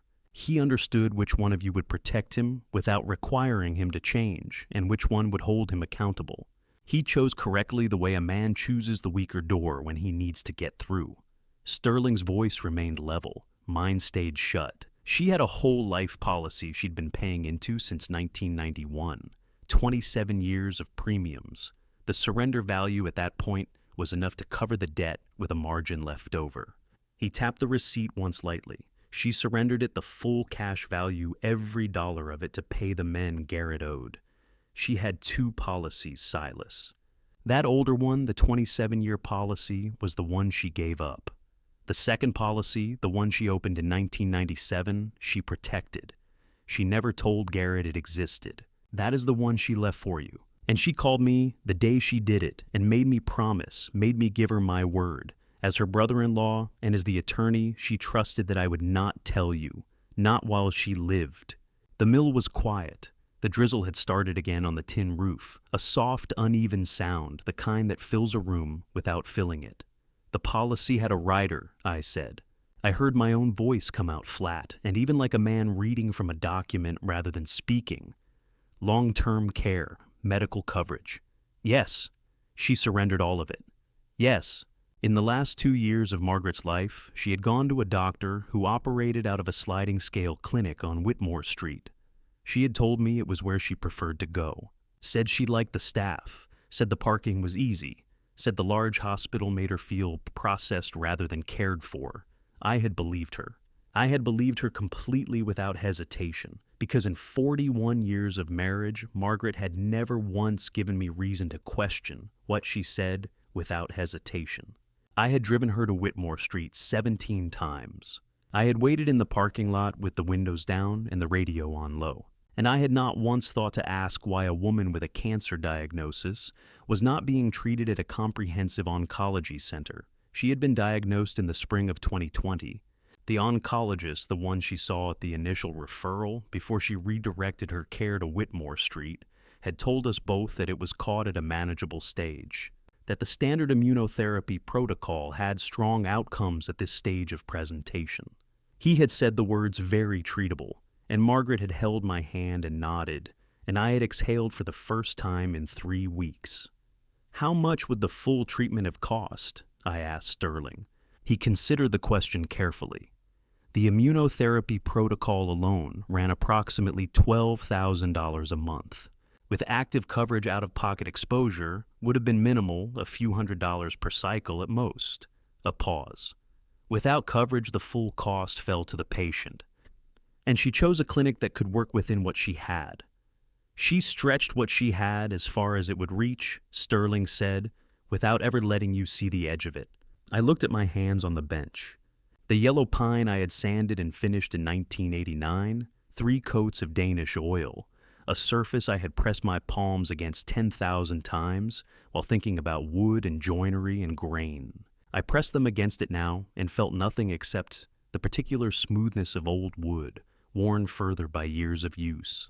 Margaret had sat in that clinic's waiting room, with a styrofoam cup of bad coffee and a crossword book, and she had smiled at me afterward every single time and said, "The doctor says I'm doing well." And I had kissed her temple in the parking lot and thought, good, good, we will be fine.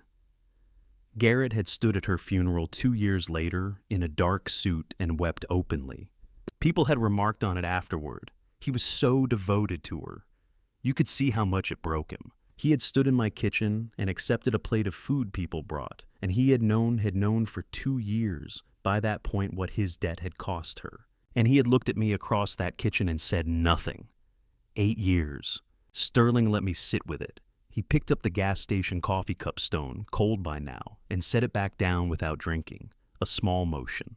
The kind hands make when the rest of you doesn't know what to do with itself. After a while, he reached back into the briefcase and placed a second folder on the bench beside the first. Thinner. Squared precisely at the edges, the way Sterling squared everything. I looked at my hands again. A faint tremor in the left, the kind you can suppress by pressing down. I pressed down. It was not age. "There's more," Sterling said. He did not frame it as a question, and he did not soften it. "I know," I said. I had thought the truth about Margaret was the worst thing I would hear that morning. I was wrong. Sterling opened the second folder. He did it the same way he had opened the first, without ceremony, without announcing what was inside. Just the soft sound of a manila cover folding back against the workbench, and then the clean white edge of a bank document facing up toward the mill light. He turned it toward me and waited. The document was a withdrawal authorization form. Standard bank letterhead, the kind I had signed dozens of times over 40 years of managing a retirement account. There were 2 signature lines at the bottom of the page, one for the account holder, one for the authorized witness. My name was printed beneath the first line, and above the printed name in ink was a signature. I have signed my name approximately the same way since I was 19 years old. A carpenter learns early that consistency matters in measurement and cut in the mark you leave on a document. My capital S breaks left before it curves. My L never fully closes at the top. The signature on that document had neither of those things. "I never signed this," I said. "No," Sterling said. "You didn't." He laid out 3 more pages beside the first. Different dates, same form, same forged signature in the same careful hand, close enough to fool a bank teller processing 40 transactions a day. Not close enough to fool someone who had been looking for it. "The first transfer went through 14 months ago," Sterling said. "September of last year, the last one cleared 8 weeks ago. 8 separate transactions over 8 months, each one just under the threshold that triggers an automatic fraud review." I looked at the dates, the amounts beside each one. I did not add them up out loud because I did not need to.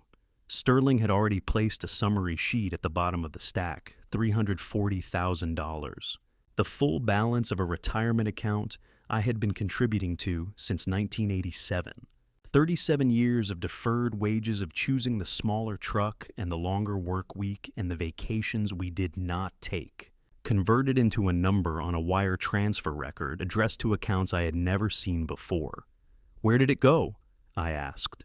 Sterling had a second sheet ready. He set it down beside the summary with the practiced efficiency of a man who has delivered this kind of information before and knows that the only merciful approach is to deliver it completely. I read it. I read it slowly the way you read something you want to be wrong about. The first $140,000 had gone to 3 separate accounts, 2 of them linked to an LLC registered in Florida that had been dissolved 8 months prior. A company that had existed on paper long enough to receive money and long enough to close.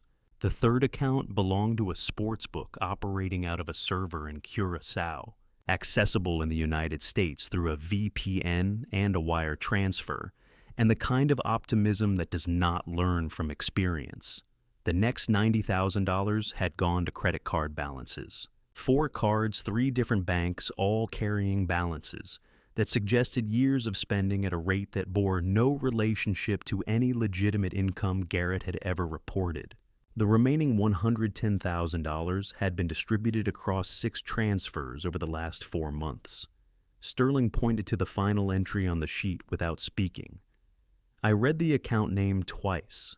Melody Vance, personal account, $50,000. She knew, I said. She knew, Sterling confirmed. The transfers to her account began 11 months ago. The timing suggests she was informed of the plan and began securing her share before the account was fully drained. I set the paper down. There is a particular quality to anger that arrives late after grief, after silence, after the long months of pressing your hands flat on a surface to keep them from showing what they feel. It does not arrive loud. It arrives the way a structural failure arrives in old wood, not with a crack, but with a slow, deep settling. The sound of something that has been holding weight far past its tolerance, finally acknowledging what it has been asked to carry. I had been paying $2,800 a month for the last 2 years, $340 left over after each payment. I had rationed medication. I had driven with the low fuel light on because gasoline was $60 I needed for something else. I had eaten what I could manage on what remained, and I had told myself it was temporary, that things would stabilize, that the arrangement would become more reasonable once the household found its footing. The household had not been finding its footing. The household had been sinking. The mortgage, I said. Sterling nodded. 80% loan to value. They refinanced in 2021, pulled out equity to cover earlier debts. The monthly payment is $300. Without your $2,800 contribution, they would have missed the last payment in September. He paused. Your contribution is not a care fee, Silas. It is the difference between that house going into foreclosure and not. I looked at the mill wall, the old saws hanging there, the ones I had not used in years, but had not been able to leave behind a crosscut. A rip saw. A small Japanese pull saw Margaret had bought me one Christmas because she had read somewhere that Japanese craftsmen preferred them. I had never told her I already had one. I had used hers instead.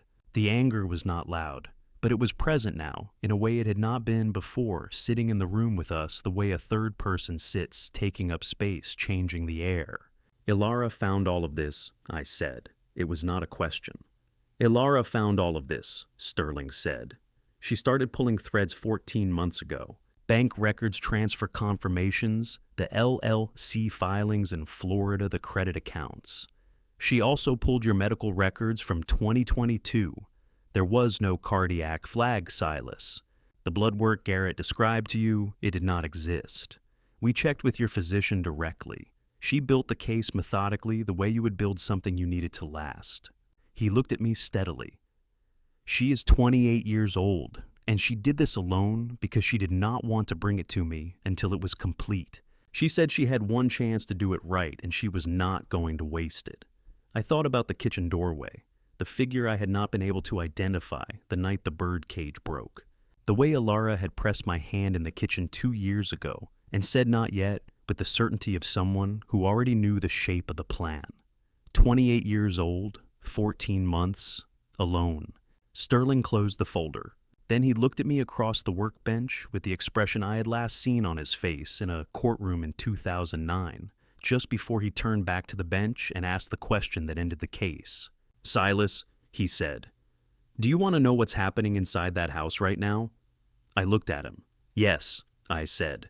Sterling reached into the briefcase one final time. What he produced was not a folder. It was a bound document, dark blue, cover white label, the kind that gets filed with a county clerk and then sits undisturbed in a drawer for decades, waiting for the moment it becomes necessary. He set it on the workbench between us and turned it so the label faced me. Vance Family Living Trust. Established 1994. Trustee Sterling R. Vance. I had signed this document 30 years ago at a table in Sterling's office on Peachtree Street. A Wednesday in October, the same October, I broke ground on the house foundation. The year Garrett was 3 years old and Margaret was pregnant with Ilara, and the future looked like something you could build with your hands if you worked carefully and planned far enough ahead. Sterling had slid it across his desk and said, "Put the land in a living trust, Silas. Just the land. Call it precautionary." I had asked what he meant by precautionary, and he had looked at me with the expression of a man who had spent his career watching families dissolve over real estate and said, "It means 30 years. From now, you'll either never need it or you'll be very glad it's there." I had signed it without reading every clause. I had trusted him. He was my brother. "Walk me through it," I said. Sterling opened the cover and turned to a tabbed page near the middle.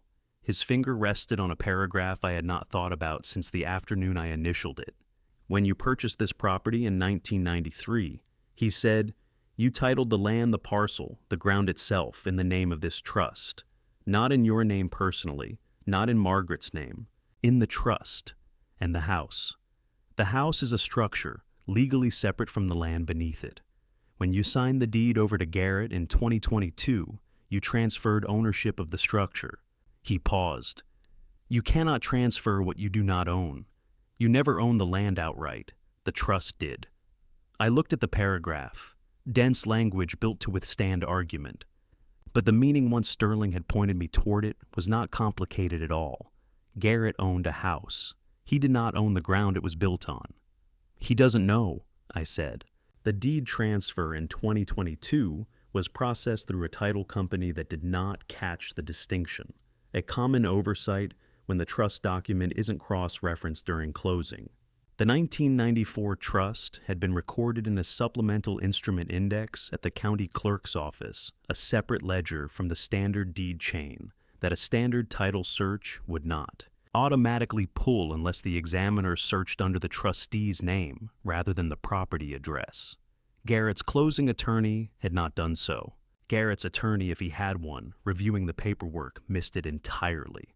Sterling's voice carried no satisfaction, just the flat precision of coordinates being read aloud. "Garrett has been living in a house sitting on land he has no legal claim to. He has been leveraging a mortgage against an asset he does not fully own. The bank holding that mortgage does not know this yet." The workbench was solid under my hands. I focused on that for a moment. Yellow pine, 35 years of use, worn into the grain. The particular sensation of something that holds when other things don't. "What does it mean practically?" I asked. "It means that as trustee, I have the authority, and under the terms of this document, the obligation to act in the interest of the trust beneficiary, which is you." He turned to another tab page near the back. "There is a reversionary clause. If the primary beneficiary voluntarily vacates the property for a continuous period exceeding 72 hours, the trustee may exercise the right of reclamation. The land reverts to active trust management.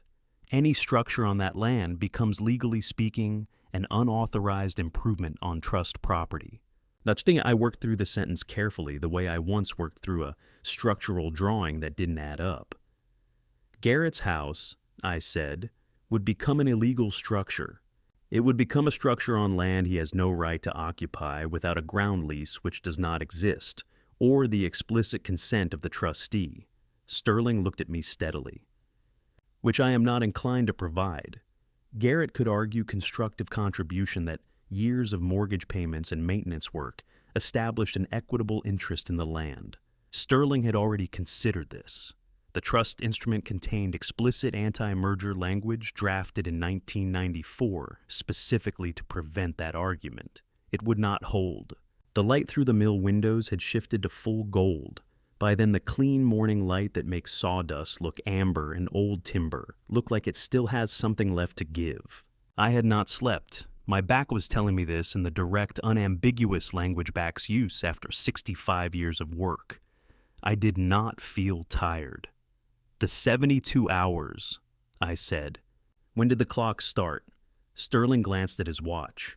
"You left the property at approximately 1 in the morning. It is now just past 6. He settled back on his stool. "You have been gone 5 hours. We have 67 remaining. And you don't intend to wait 67 hours. "I intend to use them," he said. "There is a difference between waiting and working." He closed the trust document and squared it against the bench edge with the same precision he applied to everything. The habit of a man who believed that how you handle a document reflects how, and seriously, you take what it contains. What happens in the next 3 days will determine what Garrett loses and what you recover. The trust is the foundation. Everything else we build from there. I thought about the word foundation. 30 years ago, I had poured the concrete for this house's foundation myself, mixed the first batch by hand before the truck arrived, because I wanted to understand the material I was building on. I had not thought about that morning in a long time. The house had stood on that foundation for 30 years. The foundation, it turned out, had never been Garrett's to claim. Sterling's phone rang before either of us could speak again. He looked at the screen. Something in his expression shifted, not surprise, but the particular absence of surprise that arrives when a thing you have been quietly expecting finally shows up on schedule. He answered, listened without speaking, said 3 words I could not make out from where I sat. Then he ended the call and set the phone face down on the bench in one deliberate motion. He looked across the workbench at me. In 65 years, I had seen Sterling Vance angry, exhausted, triumphant, and professionally blank. What I saw now was none of those things exactly. It was the expression he wore in a courtroom when the last piece of evidence fell into place, not the moment of victory, but the moment just before it, when he could see exactly how the rest of the argument would go. That was melody, he said. Sterling let the silence after those 3 words sit for a moment, the way he let evidence sit long enough for the weight of it to settle before he added anything on top. Then he picked up his phone, turned it face up, and set it back down without looking at it. She called to ask if I knew where you were, he said. She told me she was worried, that you hadn't come home last night and Garrett was concerned. He paused. She used the word home.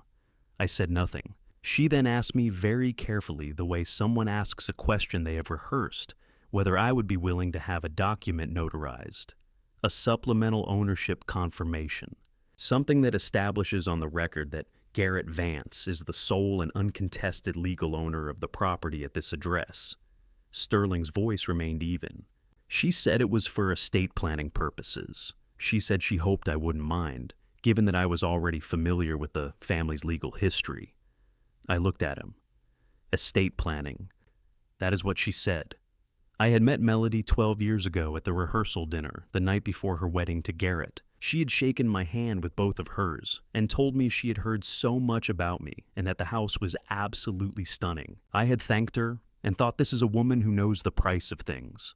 I had not understood at the time that this was not a compliment I was forming. As she's preparing to divorce him, I said. She has been preparing for approximately 8 months, Sterling said.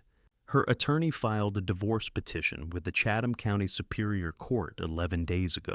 Under Georgia's equitable distribution statute, marital assets are divided based on contribution and need. The house, as the primary marital asset, would be the centerpiece of any settlement.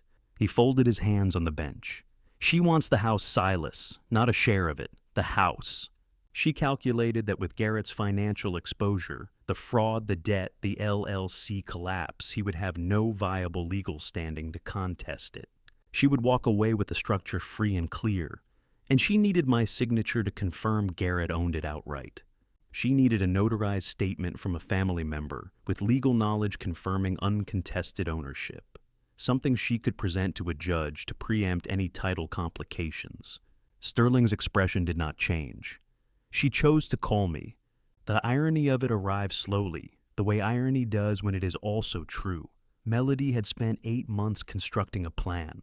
She had watched Garrett's finances collapse and quietly moved $50, 000, into her own account, and engaged a divorce attorney and filed a notice of intent and calculated every angle with the same careful attention. To detail she applied to color-coded spreadsheets and household expense reports. She had been by any measure methodical. And then she had called the one man whose legal role made her plan impossible, and she had told him exactly what she needed, and she had done it voluntarily without coercion at 6 a.m, from her own phone. She doesn't know about the trust, I said. She does not. She has never seen the original property documentation. She knows Garrett holds a deed to the house. She does not know the land beneath it is a separate legal instrument held by a trustee whose fiduciary obligation runs entirely to you. Sterling paused. When she called me to request a confirmation of Garrett's ownership, she was, without knowing it, notifying the trustee of an active legal dispute over trust property. Which means what? Which means my fiduciary duty requires me to act immediately to protect the trust asset. I do not need to wait for the 72-hour window. He said it without emphasis, the way you state a mathematical fact. Her call constituted formal notice of a third-party claim against property held in trust. Under the terms of the trust document and Georgia trust law, that notice obligates the trustee to intervene without delay. I sat with that. Melody had called Sterling to get what she wanted. In doing so, she had handed him the legal mechanism to take away everything she had been planning to claim. She had picked up the phone and dialed the one number that collapsed her own strategy, and she had done it because she did not know, could not have known. Without seeing a document filed in a county courthouse 30 years ago, that the man she was calling was not a family member she could enlist. He was the trustee. He was the wall she had been running toward without seeing. "What happens to her?" I asked. "Her divorce proceeds," Sterling said. "But there is no house to award. A structure built on trust property without a ground lease has no independent market value she can claim in a settlement. Her attorney will advise her shortly that the primary asset in her case no longer exists in the form she understood it to." He picked up his coffee cup, found it empty, and set it aside. "She will receive her share of whatever liquid assets remain in the marital estate. Given what we know about those assets, that number will not be large." I thought about the spreadsheets. The color-coded columns, the $50,000, moved quietly into a separate account, the 11 months of careful preparation. I did not feel satisfaction. What I felt was something closer to exhaustion, not the physical kind, but the kind that comes from finally understanding how long something has been happening around you while you were looking the other way. "She thought she was the smartest person in that house," I said. Sterling considered this for a moment with the seriousness he applied to most statements.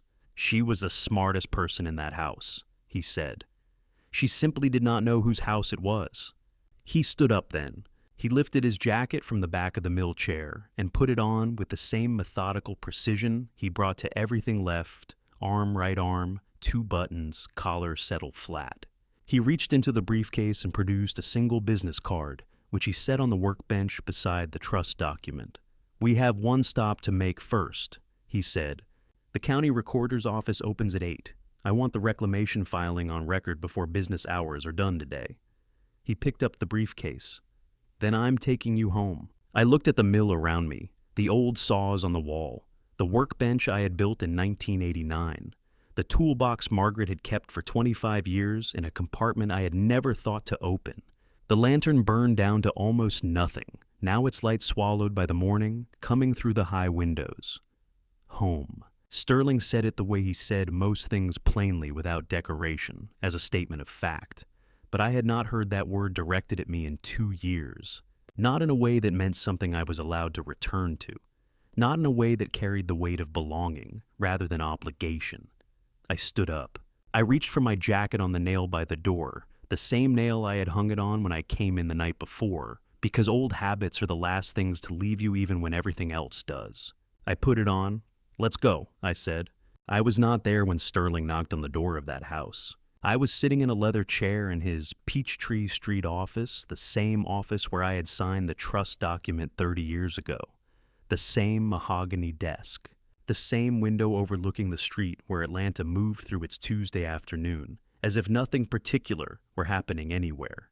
Sterling had left me there with a cup of real coffee and the particular silence of a room that has absorbed too many people waiting for news that will rearrange their lives.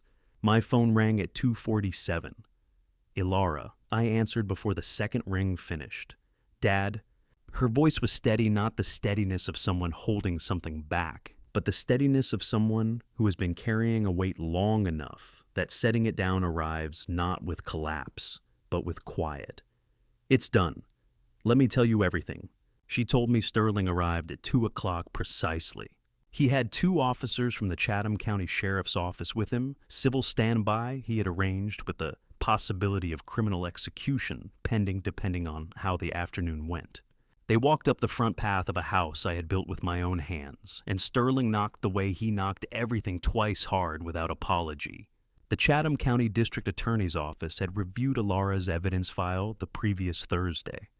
The warrants had been signed that morning before Sterling knocked. Garrett answered the door himself. Alara said he looked at Sterling the way people look at someone unexpected but unthreatening, the mild, slightly impatient expression of a man who has always assumed that whatever room he stands in is fundamentally his. He asked Sterling what he was doing there. Sterling said he had documentation to present.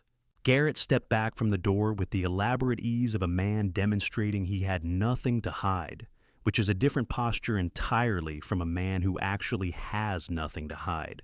Sterling set the trust document on the dining room table, the same table where I had carried trays of food for 20 guests, the same room where I had gone to my knees on the parquet floor to collect broken crystal in silence. Sterling opened the document to the tabbed page and read the relevant clause aloud in the same voice he used in courtrooms. Not loud, not theatrical, simply precise. Each word placed exactly where it needed to land.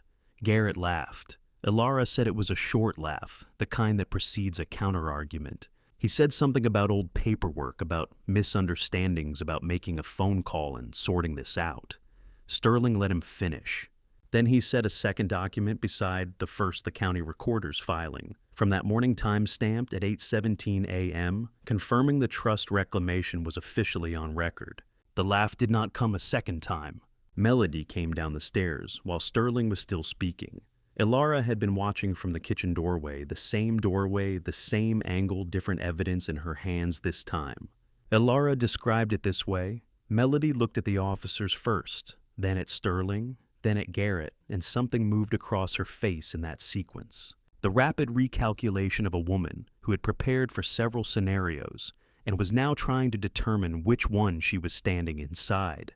Melody said she was a victim. She said it clearly and at once with the composed delivery of someone who had rehearsed the line. She had no knowledge of the financial transfers.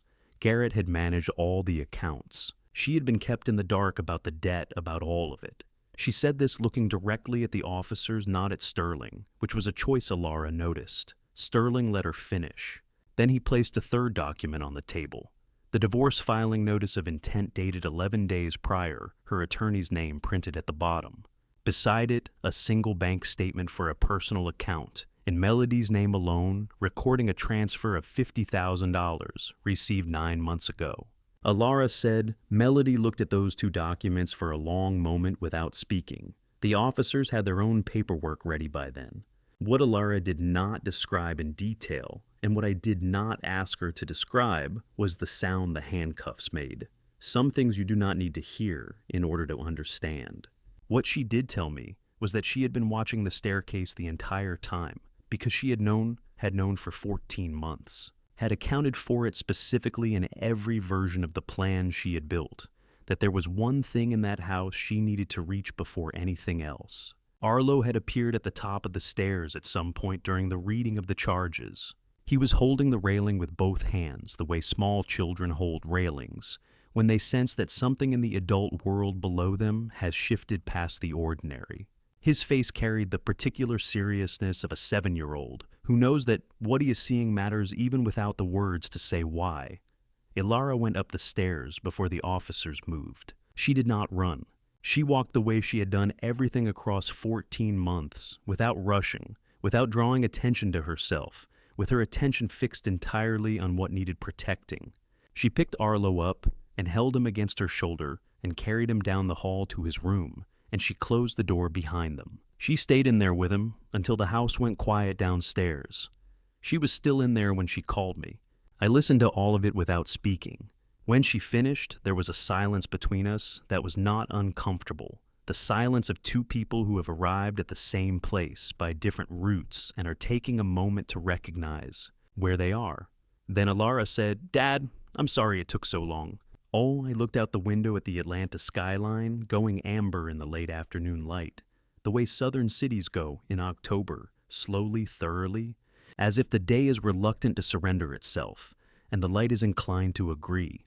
I thought about 14 months. I thought about a kitchen doorway and a phone held steady in a young woman's hand and the patience required to build something that will hold rather than something that will merely stand. You didn't take too long, I said. You took exactly as long as it needed. She was quiet for a moment. Then she said, Dad, do you want to come home? I sat with that question. Home. Sterling had used that word this morning in the mill, and it had moved something in me I had not known was still movable. Now my daughter was saying it, and it carried a different weight, not a destination someone else was driving me toward, but a question she was asking me directly. And the asking of it was its own kind of answer. Yes, I said. I want to come home. Sterling pulled up to the house at 5:30. The drive from Atlanta had taken just under 4 hours, most of it in silence of the comfortable kind, the silence of two people who have known each other long enough that words are optional. Sterling had driven with one hand on the wheel and the news on low, and I had watched Georgia move past the window, the flatlands giving way to the Spanish moss and live oaks of the coastal plain. And I had thought about very little. Sometimes the mind, after enough hours of receiving, simply stops. He turned off the engine at the end of the front path and did not get out immediately. You don't need me to come in, he said. It was not a question. No, I said, but thank you. He nodded once the way Sterling nodded things, a full acknowledgement compressed into a single motion. I opened the door and got out, and I heard him put the car in reverse before I had taken 3 steps up the path. Because Sterling Vance has always understood that the most generous thing you can do at the end of a long day is leave someone alone in the right place. I looked up. Ilara was standing in the open doorway. She had Arlo on her hip, one arm under him, his head resting against her shoulder with the loose, trusting weight of a child who has fallen most of the way asleep and is relying entirely on the person holding him. The porch light was on behind her. The early evening light came in low and amber from the west, the kind of light that makes everything look like it is being seen for the last time, or the first. My daughter has her mother's eyes. She always has, dark and direct and capable of holding more than they let on. She was looking at me across the length of the front path, and not saying anything, and in the shape of her face in that light, I saw Margaret as I had first seen her, 23 years old. Standing in the doorway of a house that was not yet finished, waiting for me to come home from the lumberyard. I walked up the path. I walked through the front door of my house for the first time in 2 years. The front hall smelled the way it always had, old wood, and the particular coolness that comes from high ceilings and solid walls, the smell of a house built to last. I had forgotten that smell, or not forgotten it exactly, but stopped expecting to encounter it. It hit me somewhere in the chest, the way smells do when they carry memory inside them. Ilara put Arlo down on the sofa in the front room and covered him with a throw blanket, and we went to the kitchen and she made coffee the way she made everything quietly, without asking what I wanted, because she already knew. We sat across from each other at the kitchen table. 14 months, I said. 14 months and 11 days, she said. I looked at my coffee cup. You did it alone. Daniel helped where he could. Sterling guided the legal framework from the beginning. She wrapped both hands around her own cup. But the evidence, the banking records, the LLC filings, the transfer confirmations, the recorded footage, that was mine. I built it myself because I needed to be certain it would hold. She paused.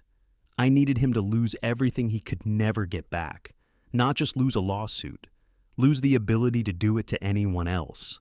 I nodded slowly. Why didn't you tell me? I asked. She looked at me directly the way her mother used to look at me when she was about to say something I needed to hear, but had not asked for. Because you would have stopped me, she said. You would have told me it wasn't worth it.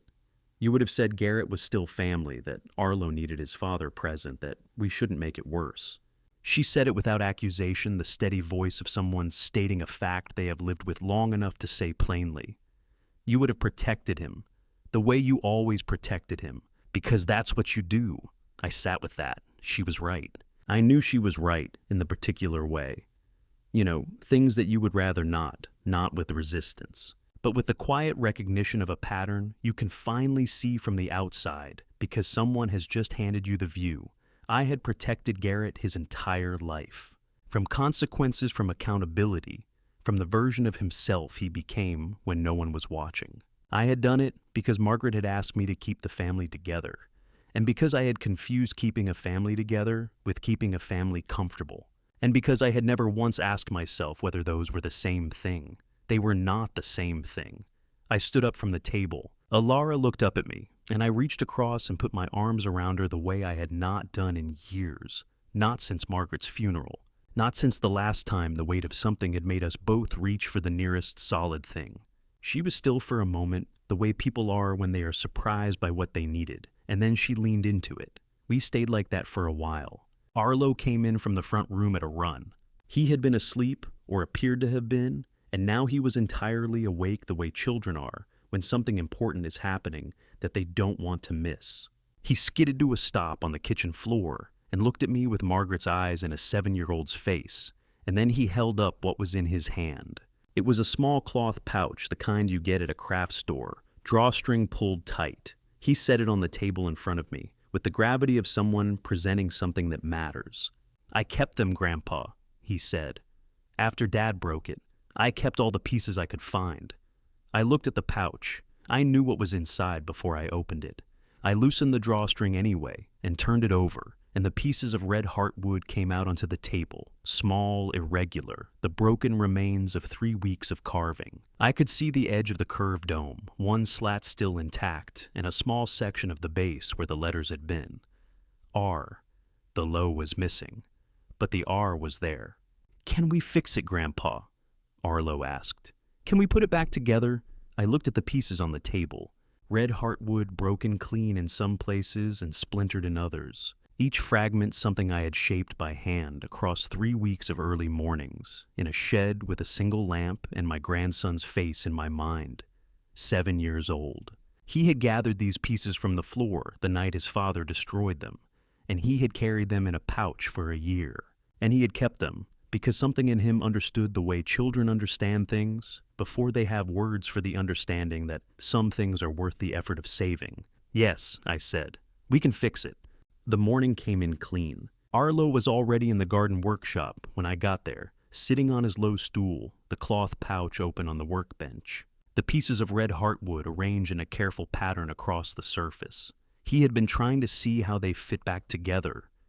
He looked up when I came through the door. "I think the big pieces are still good," he said. "The little ones are too small." I pulled my stool beside him and looked at what he had laid out. 3 slats intact along their grain. 1 curved section of the dome joint still clean. The smaller splinters were past reassembly, but the larger pieces have shaped towards something new, rather than forced back into what they had been held real possibility. "You're right," I said. "The big pieces are good." He looked satisfied the way children look satisfied when an adult confirms what they already suspected. "So what are we making?" I picked up one of the slats and turned it in my hands. Red heartwood. Dense, close-grained, the kind that takes 40 years to reach the center of a tree. Garrett's shoe had cracked it, but not crushed it. The grain had held. Good wood does not fail from the outside in. It only fails when something at its core has already given way. "Something better," I said. I showed him how to hold the small plane, right hand at the back to guide the pressure left hand at the front to keep the angle true. He was too young to do the work himself, but not too young to understand what the work was. And there is a difference between those two things that matters more than most people realize. We worked through the morning. I shaped, he watched, and he handed me pieces from his arrangement with the gravity of someone who understood that the selection mattered. Alara brought coffee at 9 and set it on the corner of the bench without staying, which was the right thing to do. By noon, we had the frame of something, not a birdcage, but a small box with a hinged lid and a lattice top.